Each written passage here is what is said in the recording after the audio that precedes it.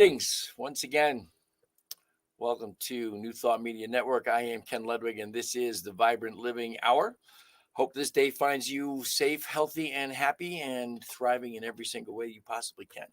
Thank you for joining me today, or whenever you watch this, whether you watch it in the archives or you join me live. I appreciate your presence very much.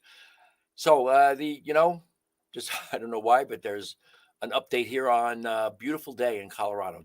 We've had the wettest May and now the one of the hottest Junes that I can remember, and it's been extraordinary though. It's absolutely beautiful. It's actually kind of cooling off a little bit. It's in the low 80s, and just beautiful sunshiny day. Now we're coming into that season of the year where we get lots and lots and lots of thunderstorms. So we got like 4 days of those predictions where there will be thunderstorms in the afternoon. But as we like to say in Colorado, there is no bad moisture. We don't care how it comes, just come.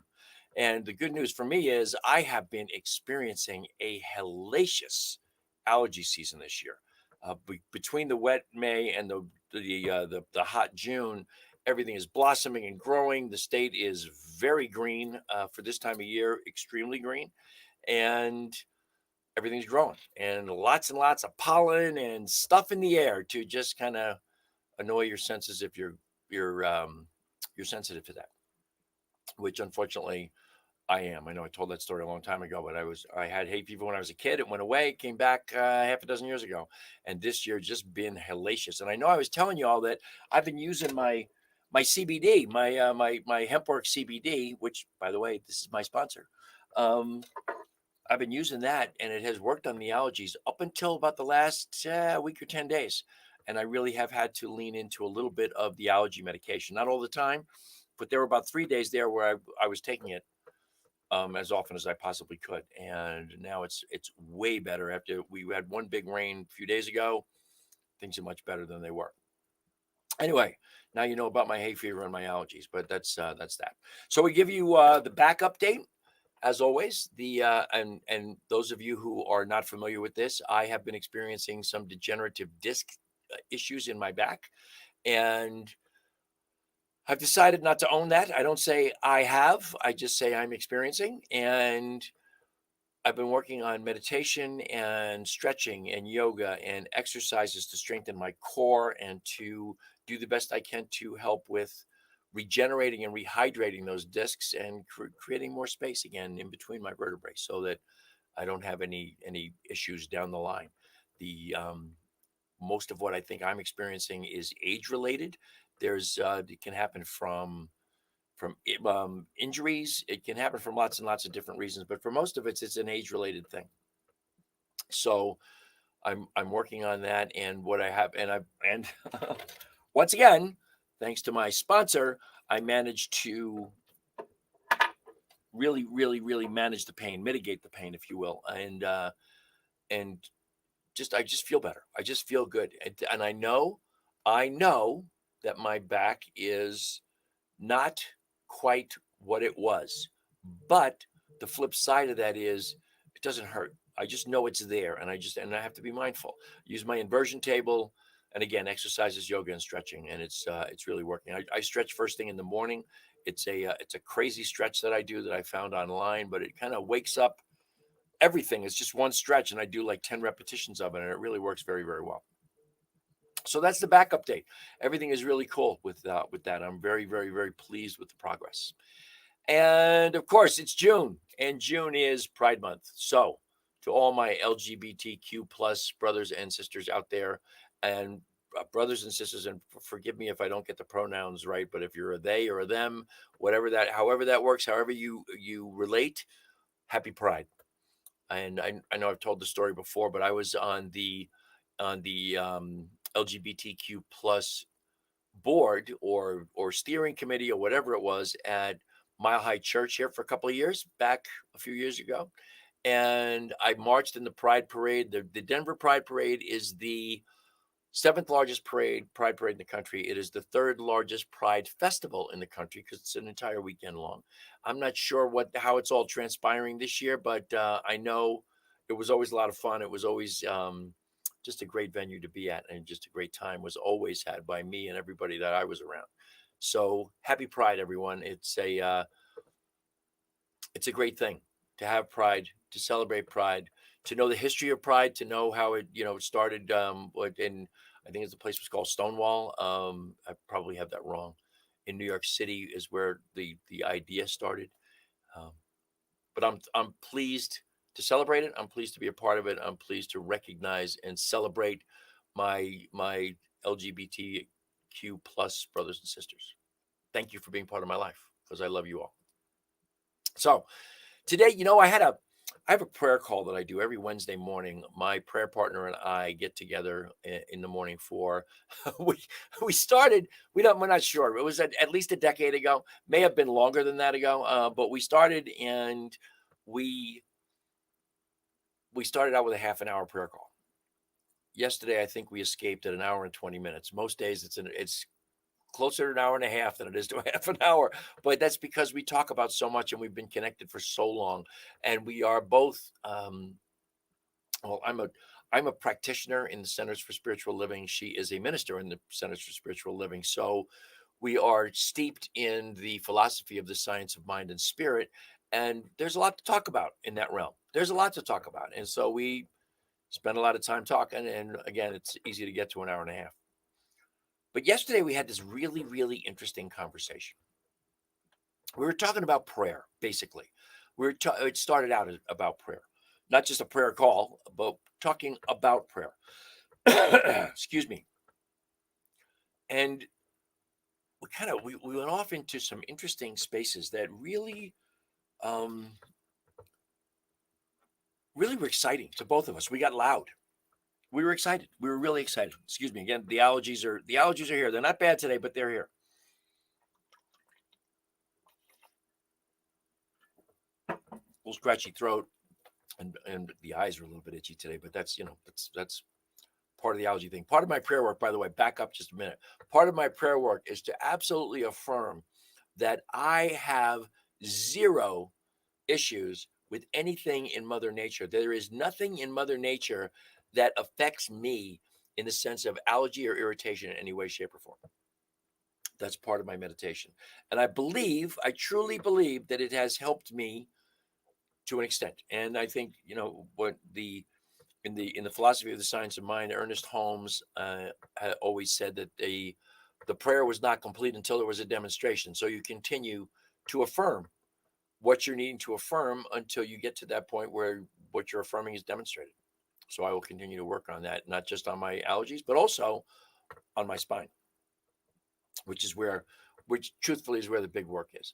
I think I'm shaking my screen here a little bit, and I apologize for that. That wasn't my intention. I'm kind of leaning up against it, and I definitely should not be doing that. So back to what I was talking about here with the idea of just thinking about prayer. Now, in the science of mind, we practice affirmative prayer. Now, affirmative prayer is different from the traditional, what we call supplicant prayer, which is kind of in the Judeo-Christian traditions, if you will, where people pray from a position of supplication. They pray from a position of unworthiness, of asking for divine guidance and help, or asking to change something. We don't do it that way. We do it from a reverse point of view. We do it from the positive point of view. We do it from the affirmative point of view, affirming our good and knowing that our good is the reality, and turning away from the circumstance to affirm the good and recognize the good in all situations. Recognize that the divine is in all situations. Divine is in every situation because there's no place other than the divine. That's all there is. So in talking about that yesterday, we have to, oh, by the way, in the affirmative prayer, when we learn affirmative prayer, because nobody really comes to it naturally, you learn how to do that. Like you learned all the prayers when you were a kid from whatever spiritual or religious tradition you're part of. But we learn it in 5 steps. We learn it in the sense of unification, recognition, realization, thanksgiving, and release. And in a nutshell, it is I think I did it backwards. It's recognition, unification, realization, thanksgiving, and release. That's pretty funny. I had it backwards in my head. But the recognition is recognizing the one. Unification is unifying with the one. Realization is affirming what it is we wish to affirm and realize. And thanksgiving is, of course, gratitude, knowing that it has already happened. It is already happening in divine mind. Everything is twice created, once in mind, once in reality. And there's the time frame in between, which has to do with that's what the work is. And then release, letting it go, relaxing, allowing it to happen. Don't try and you don't make the divine do anything. You don't make God act in such and such a way, or get more favorable treatment from God because you have done this prayer appropriately. You just let it all go. Just let it all go and allow the divine mind to work on what it is that you've intended. So we were talking about that, and we got off into a big tangent, as I said. And part of the tangent was around the idea of our own individual path. What is your path? I'm not sure everybody can define that. I'm not sure I can define my own. But your path is a definition, is by definition is the road you're on. Where are you going? What are you doing? What is your intention? How are you activating your intentions? How are you realizing your intentions? What's the way it works? And so often we have people in our lives who are our mentors, our guides, our gurus. Kind of like Tony Robbins' expression, "I'm not your guru," because I don't really know. I'm not so sure anyone is anybody else's guru. But we have these guys, we have these people that we follow, and what we were talking about was the idea that all too often we try to emulate or copy these guides. And if you try to emulate someone else, all of a sudden, you're not really on your path. You're on somebody else's path. And that's not really going to serve you very well, because when you get on someone else's path, now right away, well, I believe if you stop and think about it, when you're on someone else's path, when you're following their lead, when you're following their procedures, their DSP, their daily spiritual practice, or their DMO, their daily method of operation, if you're following them and emulating them, don't you eventually get to a point of comparison to them?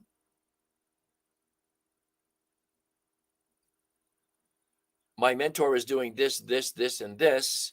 And so I'm doing this, this, this, and this right behind them, but I'm not quite doing it as well as them. I need to do better. And right away, I am from comparison, from emulating to comparison to judgment. And judgment, of course, in those kinds of things is going to pretty much ultimately lead to failure. And I find that when people pursue a certain path and they don't get the results they're after, and they get disappointed and they judge and they fail at it, they're not necessarily inclined for a do-over or to do a repeat. They're really more inclined to just quit, which happens.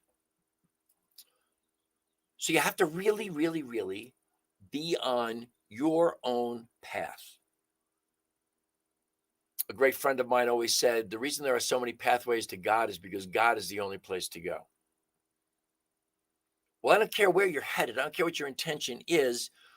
You're on this path, and your intention is the place where you're going.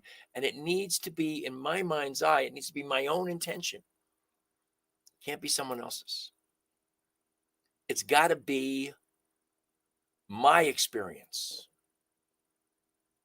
It's got to be how I want to have things unfold in my life. And I don't want to get sidetracked by other people. I don't want to get sidetracked by the experiences and the circumstances of life, because let's face it, almost all of the experiences, almost all of the human life, the human experience is designed to create separation. And I think thereby lies the work, because the work is to lose the illusion of the separation. And we lose the illusion of the separation by continuing to be on our path. I think once again, if we follow someone else's path, then we're automatically kind of creating a separation. So what we want to do is be on our path. We want to be clear that we are not going to allow the vicissitudes of life to be in the way of our good intentions, of our desires for our existence. We absolutely want to be free of that illusion from separation. So we take on a series of practices. You know what? I always love just to back up for a second here. One of my favorite words in the world is discipline. Discipline is, I once asked in a group of young adults, I asked, in your mind, what's the definition of discipline? And one young lady went, like the cracking of a whip. And I started to laugh and I said, that's exactly right. That's how most of us think of discipline. Discipline is like a punishment for doing something you weren't supposed to do. Mom tells you not to eat the cookies, you eat the cookies, you get disciplined. But really, the root word of discipline is disciple. And disciple comes from the Latin discipulus, which means to learn. And even further down the road, it means it is student. And a disciple is someone who takes on a set of spiritual practices for their own personal development. That's a disciple. And so then discipline is really being a student of yourself. Discipline is really about the idea of following this set of practices that you've taken on for your own personal betterment, your own personal development. And they can take many forms.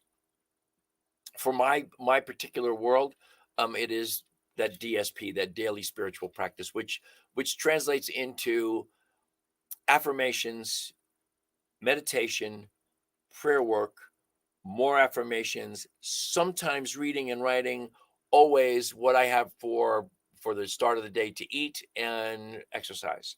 That's my daily spiritual practice.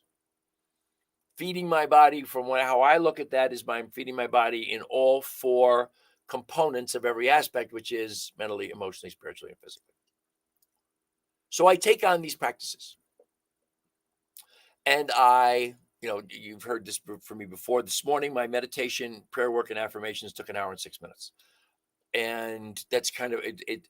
Because I started to focus on my health and work on my meditation on my back and my sciatic nerves and just all of my internal organs, loving my body into health and maximum performance, my meditation just kind of took upon itself growth from 40 to 45 minutes to all of a sudden an hour to 1 hour and 10 minutes every day. And that's okay. I'm really enjoying it. I love it. And so I meditate and I pray and I affirm. But here's the question. And this is really what we got to in my call with my prayer partner yesterday. When I meditate, it's obvious meditation is going within. Meditation is about quieting the noise out here, and it's all about in here. In affirmative prayer, everything is from here. All of what we are praying, that what I mentioned earlier, that recognition, unification, realization, thanksgiving, and release, all of that is working on the mind of the practitioner, the mind of the prayer. So meditation is really easy that way, but we get into the prayer thing, and am I always truly praying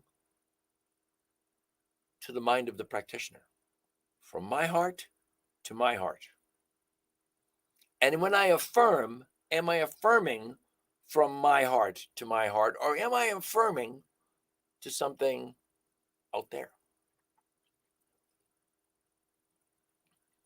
And right away, if that happens, haven't I now revisited the illusion of separation?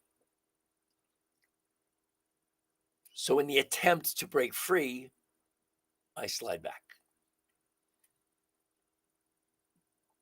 The only way to break the illusion of separation is to absolutely know first and foremost, without any question or doubt, that there is no separation between me and the divine. There's no place where the divine begins and I end, or where, in my experience, where the divine ends and my home begins. I mean, it's all God. It's all God experiencing God's self as me and all of my reality. It's only God. I have to be clear that what I am meditating towards, what I'm praying towards and affirming towards is the God self. Because the divine is no more or less in me than it is in you or than it is in this computer I'm looking into. It's all God again. So the only direction, the only intention that I can possibly have is within. Esther Hicks and Abraham put it perfectly when they talk in terms of the inner being. But it's the only being. It's not just in all the things that I see, including my own physical form and the organs of my body and my skin and my fingers and my hair and my ears. It's not just that, it's in all the spaces between all those cells. When you break it all down, when you break down the cells of the human body into molecules and atoms, in the end, from a quantum perspective, there's nothing here. It's all energy. What is that energy? That energy is the overarching creative intelligence of the universe in form as me. It will only and always be the divine. And I will only and always be an expression of it as itself. It's an interesting thought. It's an interesting concept. I think it's really, really important for each and every one of us to invest the time it takes to bring ourselves to that point where I am, again, clear as a bell.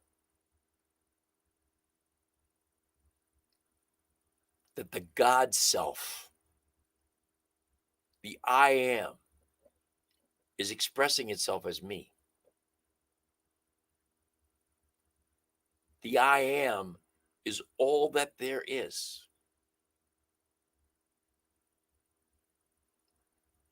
And I need to meditate, and I need to pray and affirm and read and write and do all of the things that I can possibly do to make absolutely certain I never lose sight of that truth.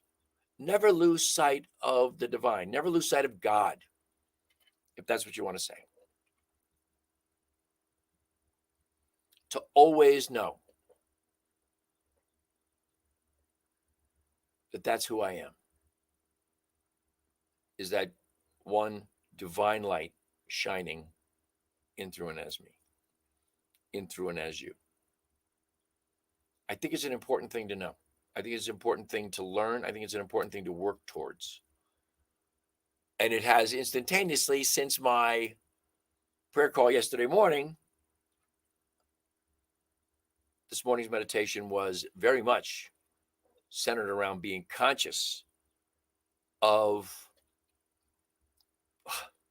I don't know how else to say this, of where my thoughts were going, where my intentions were going. If they were going anywhere past this skin, then I'm separate. If they're all within, then I'm there. Then I'm closer, because I'm seeing no separation. I'm seeing that what I am trusting in the divine order to manifest in my life is not coming from anything out here. It's coming from everything in here.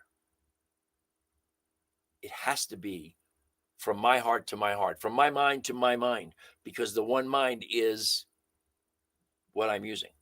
My thought is God thought, because it's God expressing.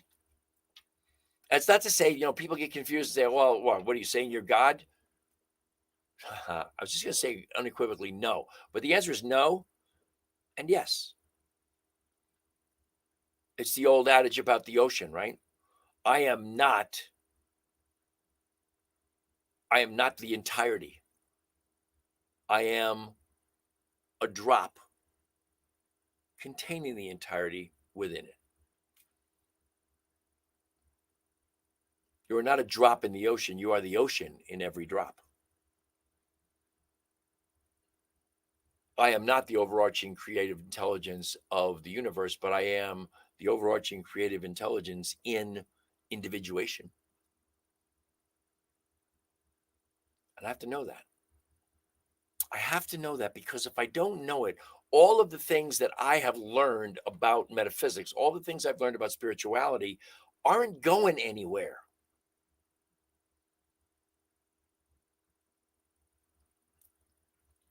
Because I'm never going to get to that place on my path that I intended in the beginning, which is to be one with all things. By being one with the overarching creative intelligence, with God, by being one with it, I am one with all. And one of the ways to do that is to kind of reverse engineer it, is to recognize that I am one with you. You are one with me. There is no place where I end and you begin. I don't care where you're watching me from. It's still, if you're thousands of miles away from me, there's no place where I end and you begin in that thousands of miles. It's all the same thing. It's all us. It's all one. It's only the divine. So by recognizing that in each other, and then in every creature, then in everything, in every aspect, in the galaxy, in every planet, in this planet, in the trees, in the grass, to recognize that there's no more God in me than there is in that tree. To recognize the oneness with nature is to recognize the oneness with the divine. I hope that makes sense.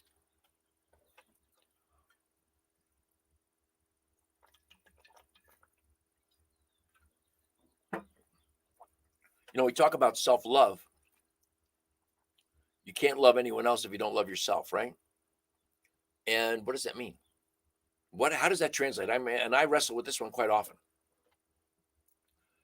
Self-love to me is recognizing that I am this overarching creative intelligence. I am God expressing itself as me.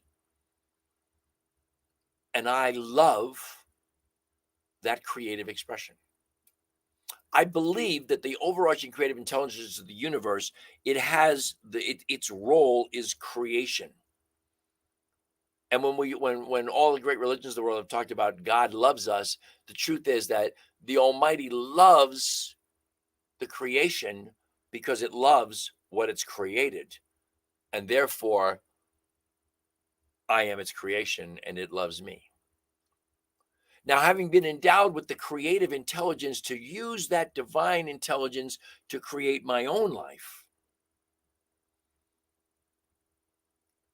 I love that I can do that.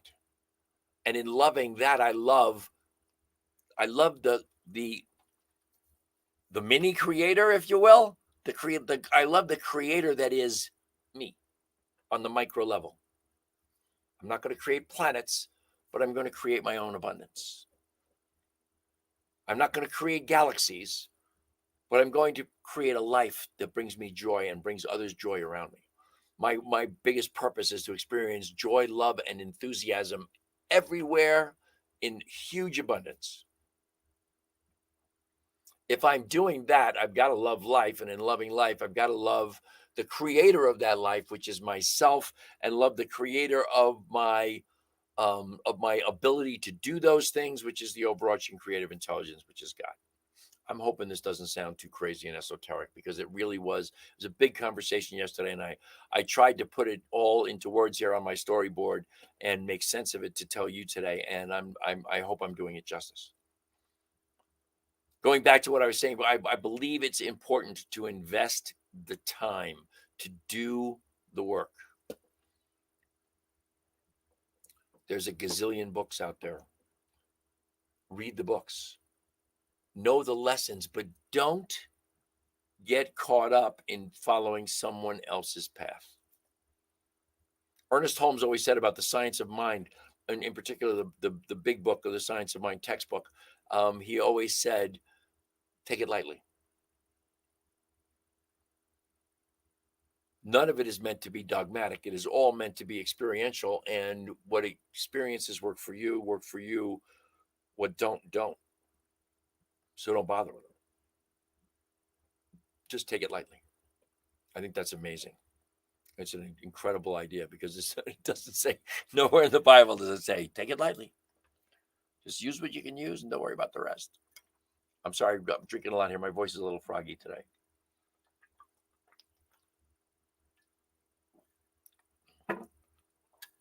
The idea to never lose sight of the divine, never lose track of God. See the divine spark in everything, everyone and everything.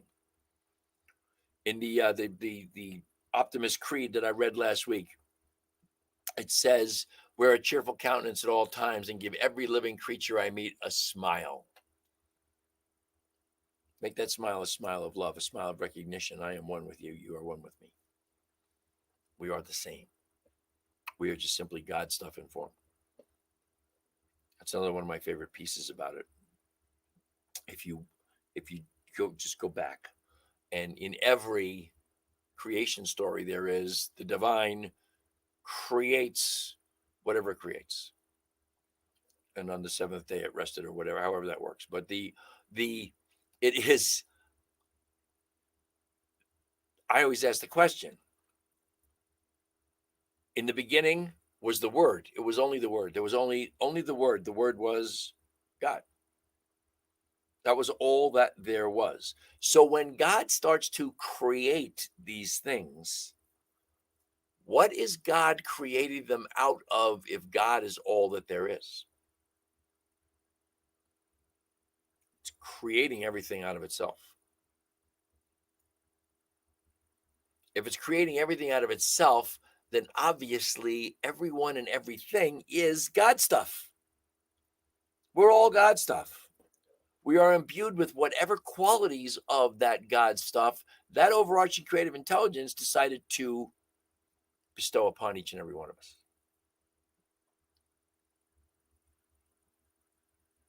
Stop and think about that one, because I just think that's enormous. That takes a lot of wrapping your mind around it. If I am clear every single day that I am that, and that is me, then all of my days should simply flow from a space of the creative process. The divine is creating in, through, and as me, whatever it creates, whatever I get to create.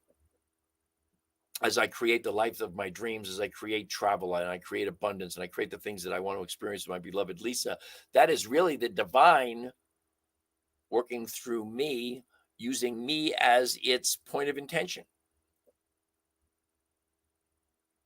God is experiencing itself through its creation, me and you.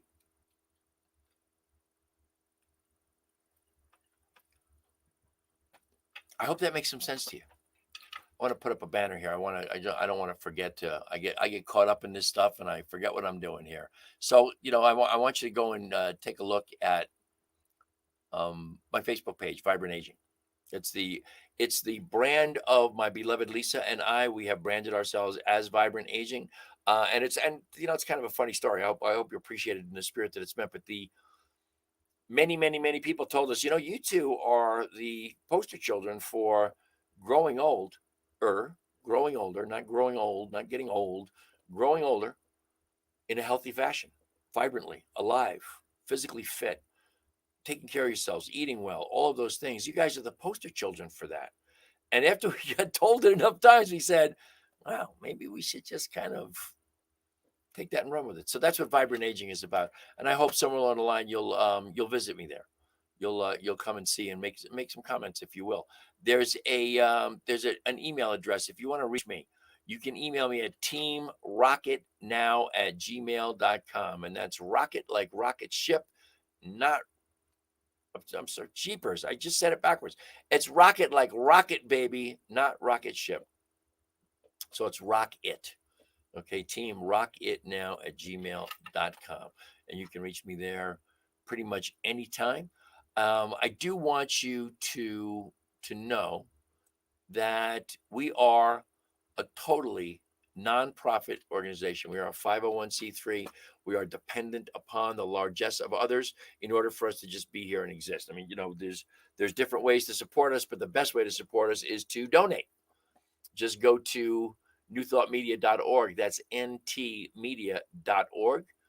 Click on donate, and we are absolutely overjoyed with anything that you can spare or want to give to us or think that we deserve.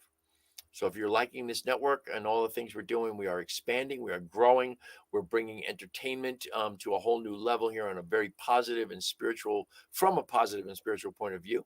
And just, if you want to support that, please, ntmedia.org, click on donate. I also want to just, I want to take a minute here to just repeat something I said earlier. I basically have sponsored myself with my CBD line, which is the most extensive CBD line you'll find anywhere on the planet. It is also the HempWorks is the #1 direct-to-consumer distributor of CBD products in the world. And I've tried other CBDs, not a lot of them, I'll be honest with you, but this is the best value I've seen anywhere for the most potent and purest CBD products you'll find anywhere. One day we'll do a show on the efficacy of CBD. I'll do a show just on that, because I think at this point in history, I think it's really, really important that everyone know what CBD does, what cannabinoids in general do for you. And I think maybe we'll do that next week or the week after. We'll do a show strictly on the on cannabinoids and the CBD and how they can benefit each and every one of us and why they're so important to our lives. So that's it. That is my thing, my sponsorship. That's it. And if you want to, let me see if I can do this right here. Let's go that way and let's go this way. There's where you can go. All right. If you go to www.hempworks.com/my name, Ken Ludwig, that will take you directly to a page where you can look at this enormous line of products and find what might benefit you. And I am always available to ask questions. Just, again, email me at that email address, teamrocketnow@gmail.com. You can email me there, and I'll be glad to answer any questions or give you any advice or any help that I possibly can to make the experience of trying to find the right CBD product for you as easy as I possibly can do it. So that's there you go. That's the end of my commercial announcements for this particular segment. I'll put down my banners there. Excuse me. I think when we work really, really hard on who we are, who we're becoming, and how we're expressing, and always have that idea in mind that we never want to lose sight of God, that we never want to lose track of the fact that we are that divine in form, I think we then have a responsibility to, I don't want to say spread the word. We have a responsibility to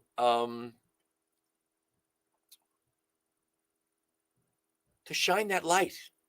Okay, I was looking for less woo-woo words, but I couldn't find them. You have a responsibility to shine that light, to let the world know who you are, to let the world know that you recognize them, each and every one of them. You recognize them as your partner in the divine,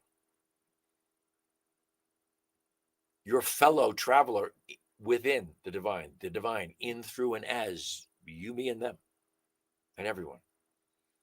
And when you shine that light, I think there's a lot of people out in the world shining the light. They shine it in different levels. They shine, there's a very business oriented people. There's the Tony Robbinses of the world. There's the very esoteric and brilliant people in the world, the Deepak Chopras of the world.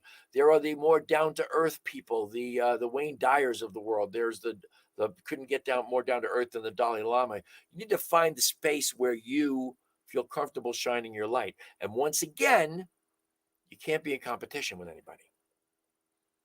You can't be emulating them and want to be the next Tony Robbins, because you can't be the next Tony Robbins. There will only and always ever be one Tony Robbins. You can be the next you.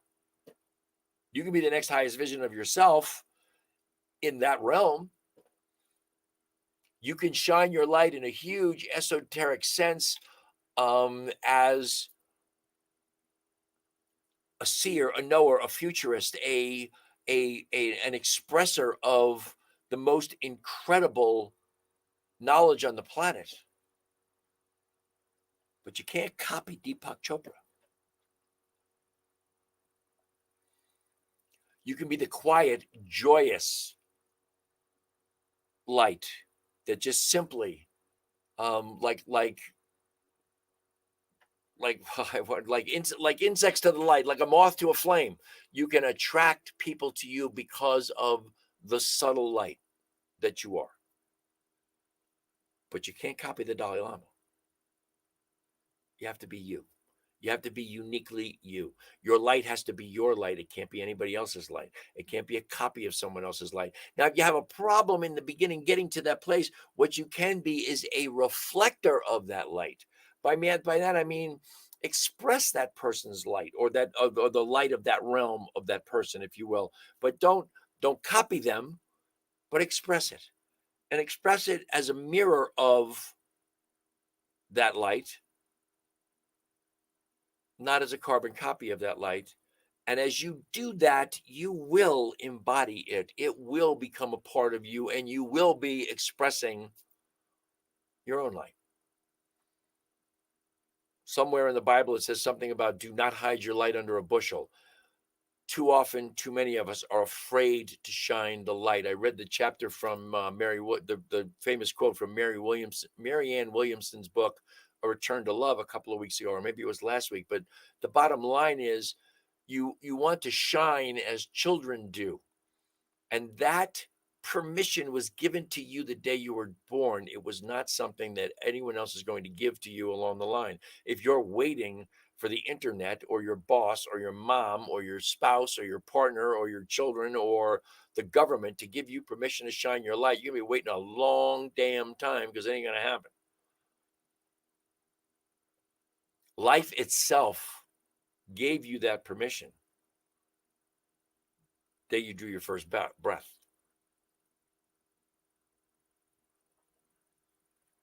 In order to be able to shine that light in a world that has absolutely acted as your dimmer switch, in order to be able to shine that light, you must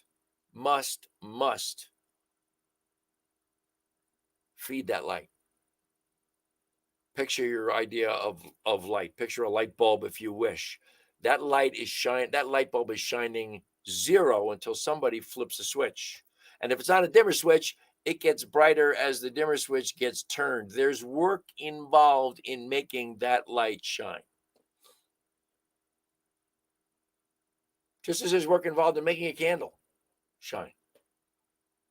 Remember that saying I quoted last week? I love this saying. A small candle in the darkness is a great illumination. Be a small candle in the darkness.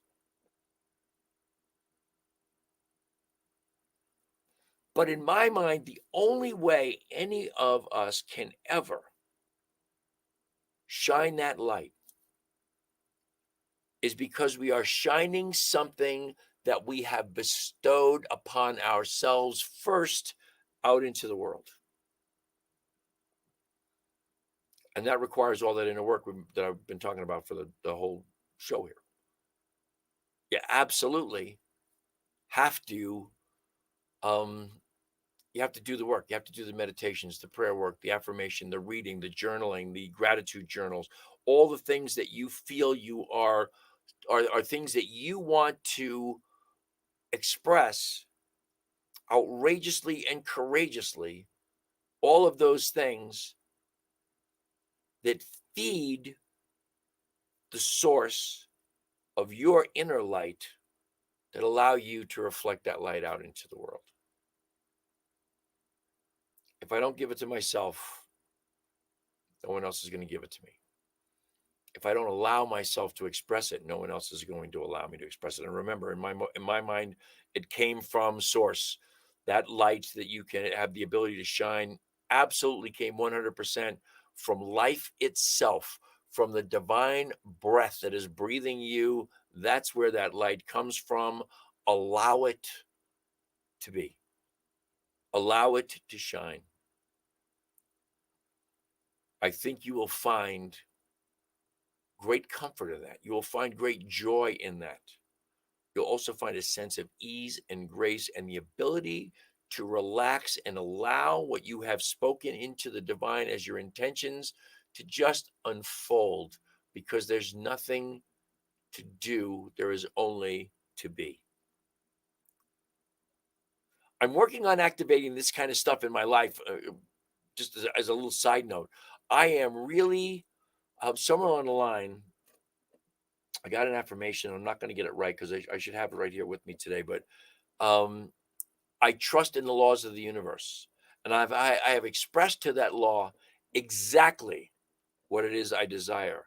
I am now going to relax and allow it to manifest in my life.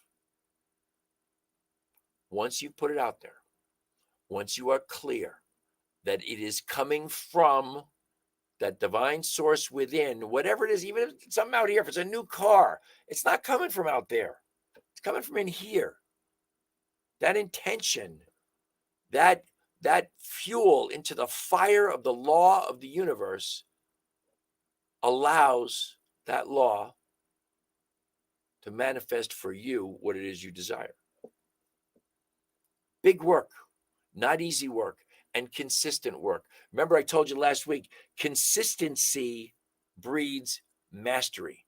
You've got to be consistent in the work, and you have to absolutely always be moving in the direction of never, ever, ever losing sight of the divine.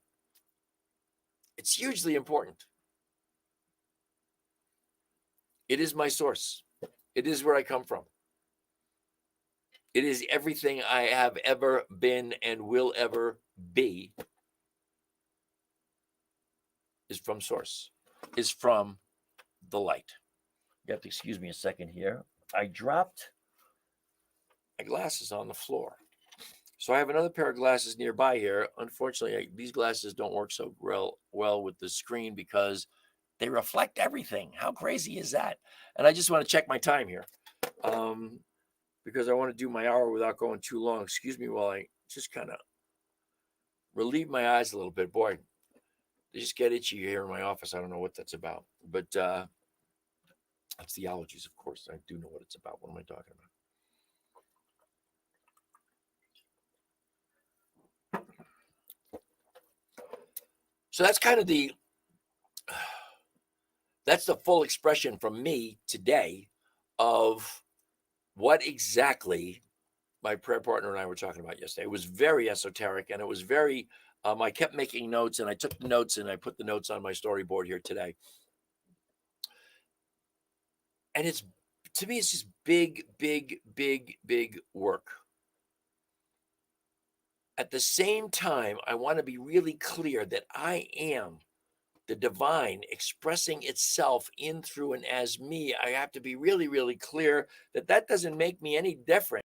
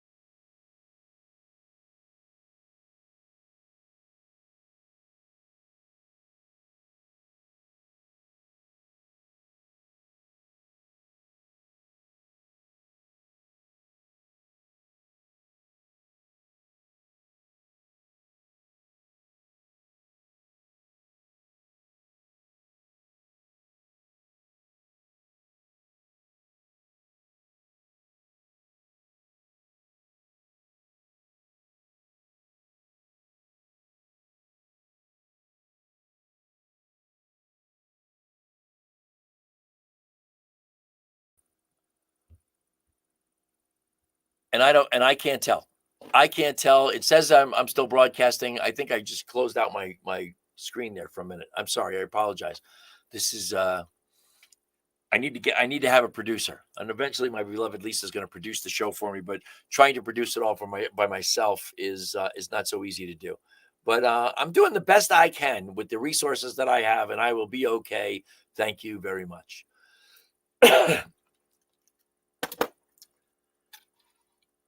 When we reach a point where we feel comfortable that we have achieved this idea of embodying the oneness, expressing the oneness all the time, or excuse me, let's say as often as we possibly can. When we get to that point, then we enter into the realm of Gandhi, if you will, where my life is my message. But not only is your life your mess is your message as well. Is all your message, the good, the bad, and the ugly.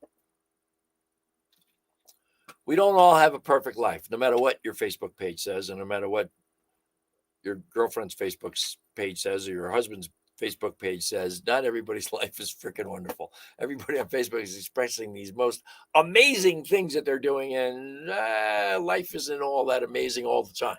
It's an amazing experience, but sometimes it's amazingly weird, or amazingly scary, or amazingly fearful. I talked to someone a little while ago about living in fear of the bad happening. And when you live in fear of what possibly could go wrong, you don't ever prevent anything from going wrong. What you prevent is a happy life. But that's part of the mess. So when you can move from that fear into faith, into knowing that whatever transpires is not happening to you, it's happening for you. At its heart, every single thing that happens in our lives is compassionate and good, and is serving the next highest vision of us. It just doesn't always feel that way. But if you're clear in your mind about what we've talked about for this whole show, that it is all really about knowing I am one with that source, with the divinity, with God, with the overarching creative intelligence, whatever you want to call it. I am one with Fred, whatever it is. You absolutely, positively have to know. And then everything else just flows from that with ease and grace, knowing that my mess is my message. Everything is my life unfolding as the divine, and it doesn't matter whether it looks wonderful or it looks sucky or whatever. So that's, I get a feeling sometimes when I get too deep into a subject like this, or get too caught up in it, sometimes I can just babble on forever. And we're a little short of an hour here today, so I may just call it a day and call it a lesson, if you will. I want to repeat. Let me put the banners back up so we can get to that again for all those who would like to know. If this is an important piece of this, we are a 501c3 organization. We are totally dependent upon your largesse, upon donations and grants and those kinds of things. We are immensely grateful for your gifts of any size. Trust me, any size. Go to ntmedia.org and click on donate. That's newthoughtmedia.org and click on donate. If you want to find me, you can email me at teamrocketnow@gmail.com. You can also find me on my Facebook page is just kind of Ken Ludwig. And I'm the Ken Ludwig, I think it says Golden, Colorado in there. I'm the Ken Ludwig that looks like the cover photo of this show. That's the cover for my Facebook page. And you can also, of course, go to the branded page that my beloved Lisa and I have, which is Vibrant Aging. At Facebook, it's Facebook Vibrant Aging is what it's called. That's where we express whatever we have to express around living a vibrant life and aging in a stronger, fitter, better fashion for longer. It's that simple. God, these glasses are terrible. I apologize for dropping my other ones. So I think we'll just call it a day. Again, it's a little early, but I want to thank you as always for the incredible gift of your time and your attention. I know you could be doing other things. I am immensely grateful that you joined me here today. And I also wish you all the love and all the blessings the universe has to offer. And until I hope you will join me next week, next Thursday. Oh, by the way, next Thursday, I'll be coming to you from Kauai, Hawaii. My beloved Lisa and I are leaving on in 4 days for 2 solid weeks in Kauai. So your next 2 shows of the Vibrant Living Hour will be from Kauai. So I hope you'll join me then, and that'll be exciting. But until then, again, all the love and all the blessings in the world. Namaste. Thank you.